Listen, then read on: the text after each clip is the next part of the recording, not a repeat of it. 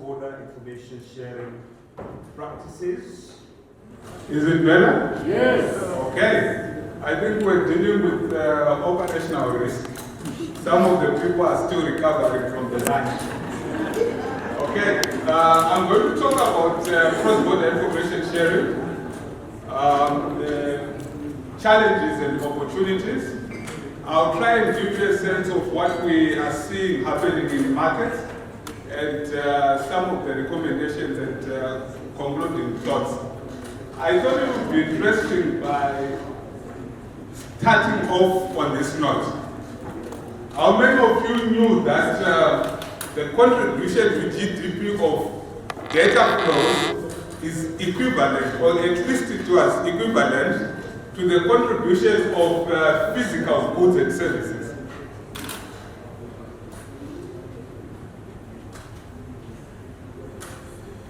So let me try and make this statement a bit simpler. So the contribution that we get from trade, and when I'm saying trade, I'm using the term of goods and services loosely, was equivalent to the contribution that came from the movement of data. So that is why we are talking about this subject. Please don't quote me, it's McKinsey who did that study in 2017. So if you have problems with that, you can talk to the McKinsey guy. Why is cross-border information sharing gaining prominence? Number one, the issue of regional integration. We have seen that across all regions, there is an increasing move for integration. The Africa Free Trade Area is one of the recent kids on the block. The issue of contribution to GDP growth, which I spoke about. Forcible displaced people due to the Ukraine war. Then the third factor is the issue of digital economies. We have seen a lot of proliferation of digital platforms, the internet, and e-commerce. It's estimated that about 60% of the world population, which is give or take 5.1 billion people, have access to the internet. The e-commerce market is estimated at around 10 trillion, of which about 5 trillion is retail e-commerce. That is as at 2022.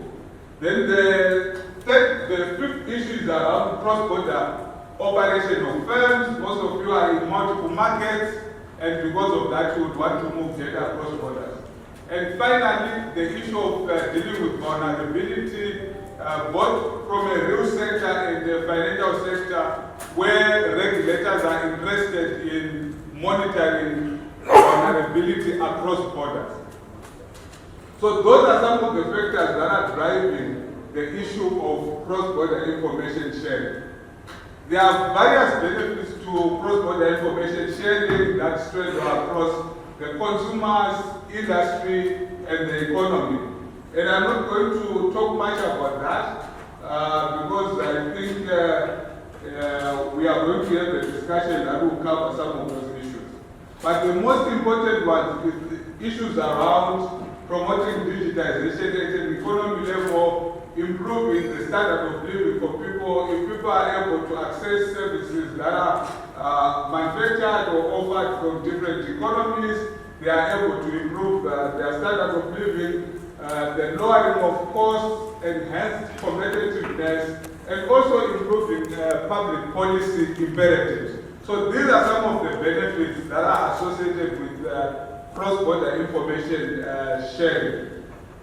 When we talk of cross-border information sharing, the conversation of the subject is broad, but now I'm narrowing it to cross-border credit history, which is why most of you guys are here. So what are some of the use cases of cross-border information sharing from a credit perspective? It is used for identification, and I'll show you a case where the movement of cross-border information or credit histories across borders can be used for identity verification. It's also used for promoting access to financial services, of which credit is just like one of the verticals. Issues around employment screening. For some of you who have worked in multiple markets, you know that if you join certain organizations across board, they will ask for your credit report. At the World Bank Group, UN, data-driven policies, Natalia spoke about the issue of Netflix and its recommendation systems. So the ability for Netflix to be able to harness data of its viewers across the globe is the one that enables it to be able to recommend movies or trailers to people. Then the issue around policy framework, we have initiatives that have low levels of integration, and on the other extreme of the continuum, we have high levels of integration. And here we are simply speaking to the practice. So there's the theory around cross-border information sharing, which is happening in most markets where regulators and policymakers sit down and agree that they want to promote cross-border information sharing. And then there's the reality of that actually happening, which is what happens in areas of high levels of integration. In a study that we did in 2021, we came across 4 broad models of cross-border information sharing. The first model is the direct access model. With the direct access model, a creditor in a host country will request for information from a bureau in a home country. So to simplify it, if someone moves to Kenya from Uganda, the creditor in Kenya will ask for the information directly from a bureau in Uganda. The third model, which has largely been driven by technology, like your digital distributed ledger technology, is the portability model. With the portability model, the idea is that just like your physical passport, you should be able to move around with your credit report or credit file. And this has been largely tested in places like India, where they've come up with data wallets, or used by aggregators, where with an aggregator you give them access to your app, and then once they have access to your app or to your bank app, they can get access to whatever information that they would want to see. So those are the 4 models that we have seen, and I'm going to give you examples of each of those models. But before I do that, I wanted to frame the conversation by giving us a sense of what is happening in terms of cross-border information sharing as we speak. The first thing is that there are several initiatives that are underway, and both those initiatives are public and private. So we are not seeing this happening just from the public sector, because with the public sector it's much easier. Once government A and government B or regulator A and regulator B agree to share information, they executed an agreement, and that's done. But we are also seeing that there are several private initiatives that are also happening. And what is driving those initiatives is largely the issue of economic and other forms of integration. So it could be an issue of people looking at migration from one country to the other, Asia to Middle East. We have been doing some studies around the movement of people across borders.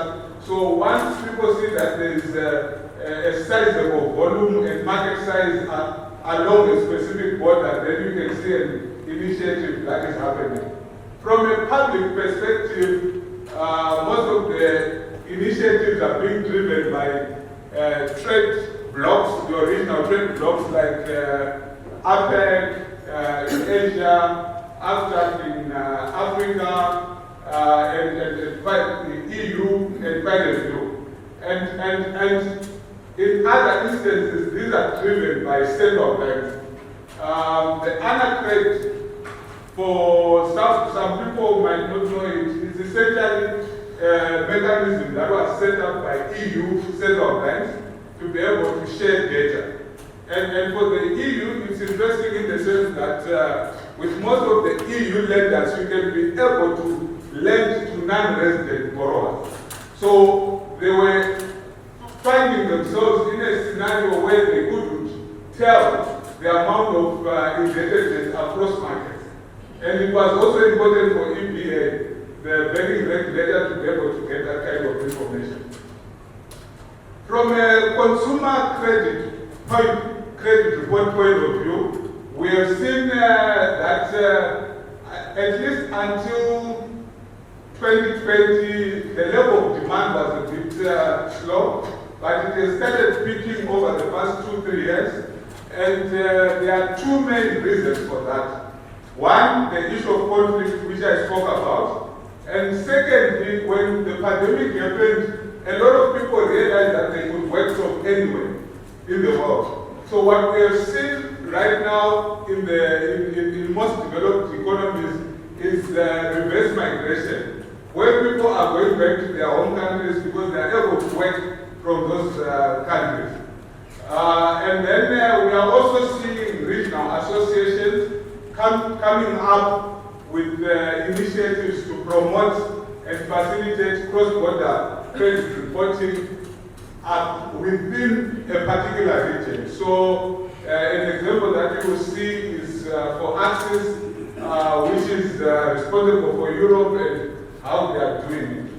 And finally, we have also seen an emergence of new players. I think yesterday Melissa spoke about what is called in the US Bureau Light organization. There are new entities that are emerging that are seeing an opportunity to be able to bridge a market gap.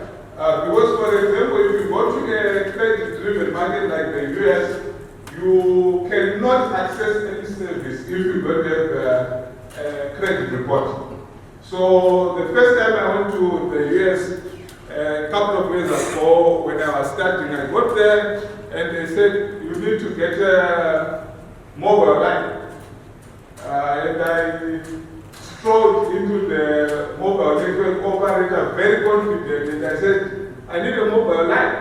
And the first thing that they asked me was for my credit report. Then I said, okay, if that's the game, I'm not going to get a postpaid, I'll get a prepaid, which they can give you. Then I said, okay, let me go to look for accommodation. Then, boom, the landlord also wanted my credit report. And I said, no, I can pay you 6 months in advance or even 1 year. And they said, no, it's not your money that we are concerned with. We want to understand the character of the individual. So we want your credit report. Then I said to them, but where am I going to get the credit report from? I knew. I just arrived in the US. There is no way you guys can have information about me. And I tried TransUnion, and I said, you know TransUnion, you are a multinational company, you are also in Africa, is there a way you can have my report? But they couldn't access my report. So what we have seen is that there are tech companies that are also beginning to take advantage of that market there. So I'm going to show you a few initiatives that are currently ongoing. I spoke about the ANACRED. So in terms of ANACRED, what happens is that financial institutions submit information to their National Central Bank, and the National Central Bank will then aggregate that information and submit that to the European Central Bank, and vice versa. The good thing about the ANACRED is that it also gives them a feedback loop. So it's not just that the regulators that are receiving the information, but the regulators are also sharing information with the financial institutions. And this speaks to Mahauda's question yesterday, where she was saying, do we think regulators should have a role in this particular market, or otherwise this is a typical example of how regulators can actually also share information and it can be more beneficial to the market. The second initiative, which is led by Credit Info, Sid is going to be on the panel.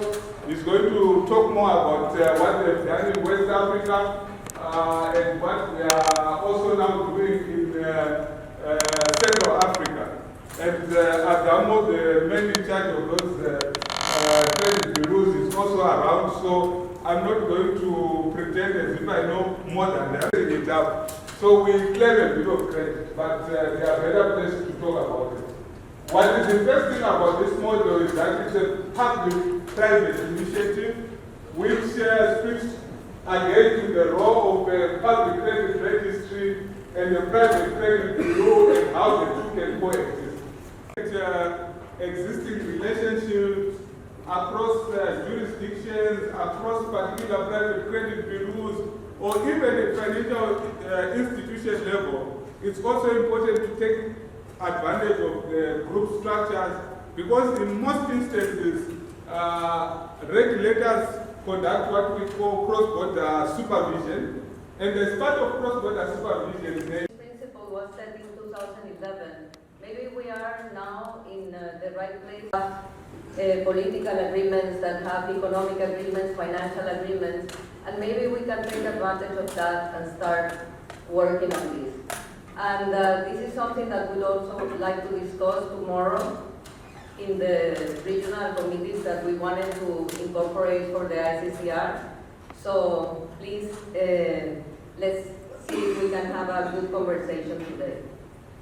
So let's start with Sidi. We already got this background from cross-border. But Credit Info has already implemented a bureau that is a special model that is regional, that because it's regional and has only one bureau to manage all of these countries, the 8 countries in the WMOA region, it provides a lot of benefits for all the stakeholders. Why don't you share with the audience your journey implementing this bureau and the new one that may be coming for CEMAC as well? Maybe also share your challenges, the benefits, and any progress that of now. Thank you. Thank you, Luz. Well, I think, Colin, you have presented the 4 models, and the regional credit bureau that we have in West Africa is, I think, the 5th model, where we have 8 countries.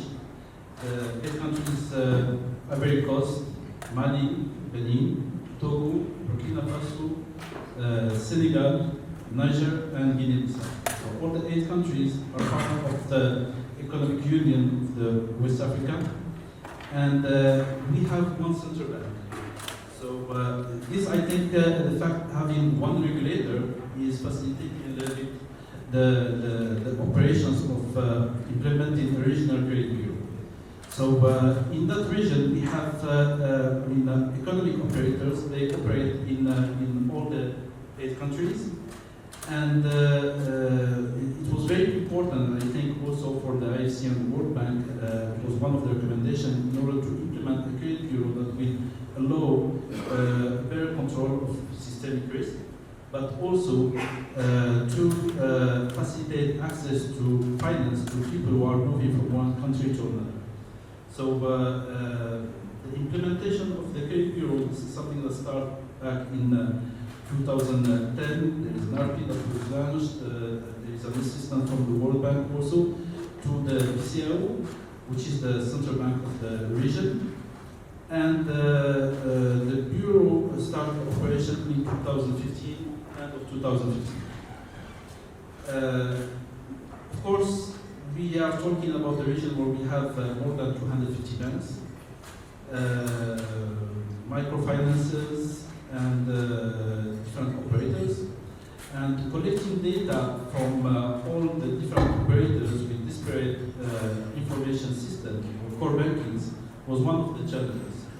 in addition to the fact that we don't have unique identifier in all the countries.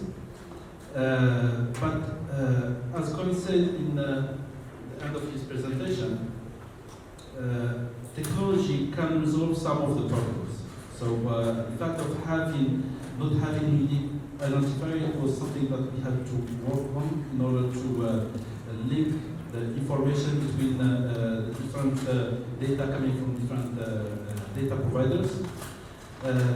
But also, it was one of the challenges was also the fact that it is new to the market.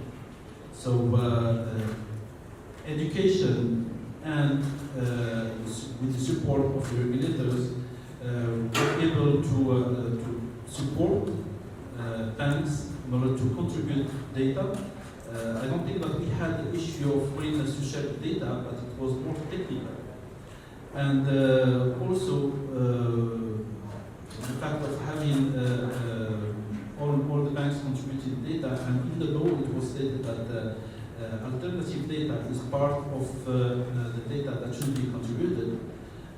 It was also something valuable to the Trade Bureau in order to have to collect the data. So in the first 5 years, maybe we are talking about a region where we have 120 million population, but in the first 5 years, we had 5 million IDs in the database and something like 10 million contracts. Knowing that the banking ratio in the region is around 20%.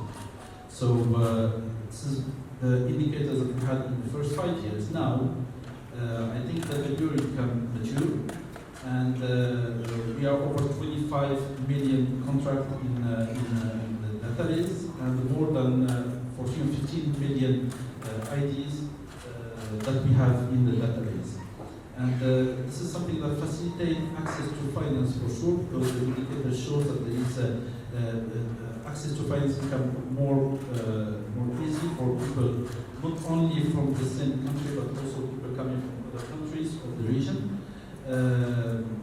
And also in terms of, there's another part which is related to the consumer rights. They have access to their reports in all the 8 countries, as we operate as Hub and Spoke. So we have the central office in Abidjan, and we have offices in all the other countries. So I understand that even though there is one central bank and there is one law, each country has to adopt the law within the regimes in order to make this happen. And also, I had understood sometime before that there was not really cross-border data sharing, but it's there. I see now that there is cross-border data sharing. And can you share with us some of the, if you know, if there has been any improvement in the access to credit of those cross-border sharing information? Do you have that kind of study? Well, as I said, we have in the region there is one central bank, which is the BCAO, and the central bank is the supervision entity of the credit bureau.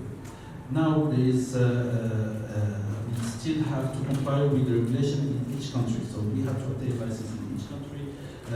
For alternative data, each country will need to submit the request in order to collect this data, and that's why in the first 5 years, this is the work that we've done in the first 5 years in order to work on the administrative data collection. So there is one credit bureau, one infrastructure, for technical infrastructure, and of course the data is coming from like one country. Coming from all the banks, they contribute the data to one credit bureau, and they access to the data in one credit bureau. So operationally, when you are in a bank in, for example, in Niger, and you pull a credit report, and you have an outstanding loan, for example, in Abidjan, for that person, the bank will be able to see the report with all the data coming from all the banks, even if they are in different countries. That's great. So, When there is more beneficiary, the interest will also lie to that specific party. So, who will be more beneficiary in this regard? during cross-border information law. And the other one is about, even this is also the how part, how to govern the mutual interests of each party. There are different parties doing the cross-border data flow, so how to govern. In current and in the future, which do you think it's going to be overweight regarding to the cross-border of data sharing? The displacement of people due to some displacements or due to the economic digitalization. And I would like to hear if you also may compare and contrast regarding to the sustainability of using the data and the economic benefits of these two extremes. Yeah, this is the one thing, because using through the digitalization and creating the borderless credit information sharing, and due to those incidents or some destabilizations that's happened. This is the number one question. And the second point, it might not be directly related to the cross-border, but you were mentioning the challenges. So how did you see if there are some symptoms or real happenings regarding to data quality issues when you share the cross-border as well as local level? Don't you think it's a kind of challenge for data quality issues? Thank you very much. Simplest.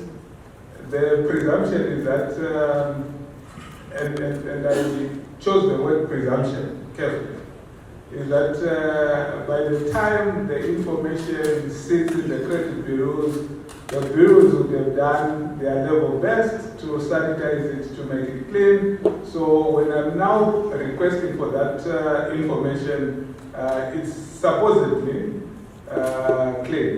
But we know that in reality, that is not the case.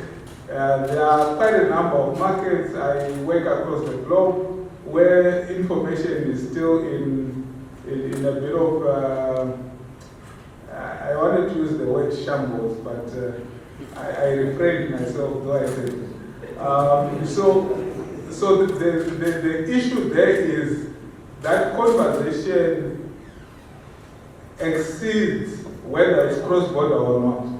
The conversation of data quality then has to be dealt with at that particular country level, because whatever is coming from that country will then affect everyone else. But we do find comfort that because of the potential power of consumers in correcting their data, it might be easier to correct those kind of errors, because the demand for cross-border information is not as large at the moment as the demand for local information is. Which means that if somebody realizes that there's an error on their report, they quickly say there's an error on my report, and it will take a couple of minutes to sort out. Let me answer the second one, and I'll pass over to Steve. Mike is laughing that it won't take... Take a minute to fix it. It's almost 3 weeks.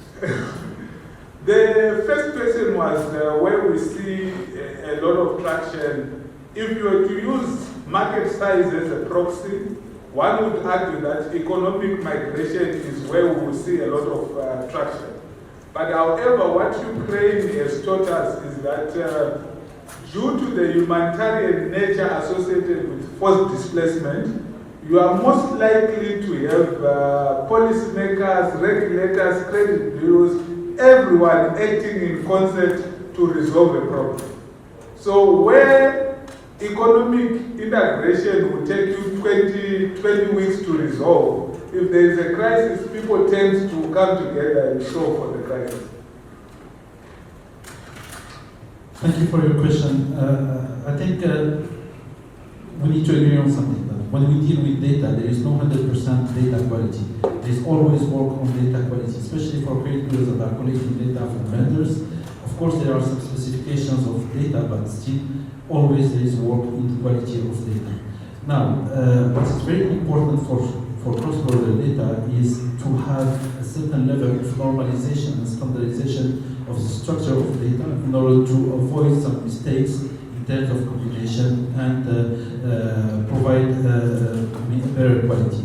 This is something that, in my opinion, can be led by organizations like ICCR in order to recommend certain norms or standards for all credit bureaus as we are doing more and more for this integration and this cross-border data sharing. Thank you very much. Thank you for your questions. We are going to be available. We have some homework for the ICCR and for the IFC, hopefully, and we hope to keep working with you as well. And we will leave then for the next panel. Thank you so much, everybody. Thank you both.